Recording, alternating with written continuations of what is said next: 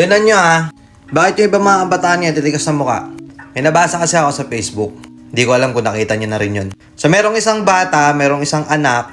Nagpapabili siya ng iPhone 11 sa magulang niya. So pumunta sila ngayon sa store. Nagtanong yung parent dun sa nag-a-assist kung magkano.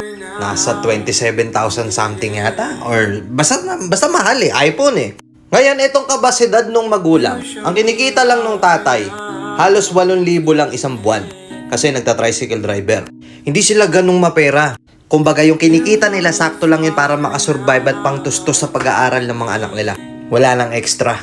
Ngayon, itong batang to, sumamaloob. Sumamaloob dun sa magulang niya kasi hindi napagbigyan. Ngayon, si parent, bumalik sa tindahan ng iPhone. Baka pwedeng installment na lang daw, 1,000 plus kada buwan. So sobrang pagmamahal sa inyo ng magulang nyo, kahit hirap na sila sa buhay, willing pa silang madagdagan palalo yung hirap nila para lang makita kayong masaya. Isipin mo papabili ka ng iPhone kasi nakita mo yung mga kaibigan mo naka-iPhone din. So dapat ikaw din. Kahit alam mo sa sarili mong hindi kaya ng magulang mo, pukin ang inang yan, itutuloy mo.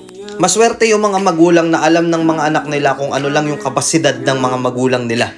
Grateful ba? Na kahit ayan lang yung meron, hindi sumasama yung loob ng mga anak nila. Pero mayroong mga gantong klaseng kabataan. Katitigas ng muka. Pag hindi mo kayang bilhin ang isang bagay na gusto mo, huwag mong bilhin. Huwag mong iaasa sa iba na makuha mo yung isang bagay. Paglaki mo, magtrabaho ka. Pag-ipunan mo yung isang bagay na gusto mo. Pero kung dahil lang gusto mo, dahil nainggit ka sa mga kaibigan mo, dahil sila meron, ikaw wala, kahit di naman kaya ng magulang mo, buha ka ng inang yan, ipipilit mo na mabili yung mga bagay na gusto mo. Iipitin mo magulang mo. Tama ba yun? Huwag mong iyabang yung isang bagay na hindi mo naman pinaghirapan. Huwag mong iyabang yung isang bagay na hindi mo naman binili. Kung hindi kaya ng magulang mo, huwag mong ipilit. Kung gusto mong makuha yung isang bagay na gusto mo, pagsumikapan mo. Punin mo yung baon mo. Kung may baon ka ng 100 pesos sa isang araw, magtabi ka ng 20. Siguro pag na-graduate ka na ng college, makakabili ka na ng iPhone. Nagets nyo? Nagets nyo kung gaano kataas yung value ng iPhone? Ako masaya ako kasi pinalaki kami na marunong kaming makontento sa kung ano yung ibinibigay sa amin ng magulang namin. Alam namin kung hindi kaya ng magulang namin o kaya nila. Marunong kaming mangapa. Isipin mo, 8,000 na nga lang kinikita ng tatay mo sa isang buwan. Isisingin mo pa yung luho mo.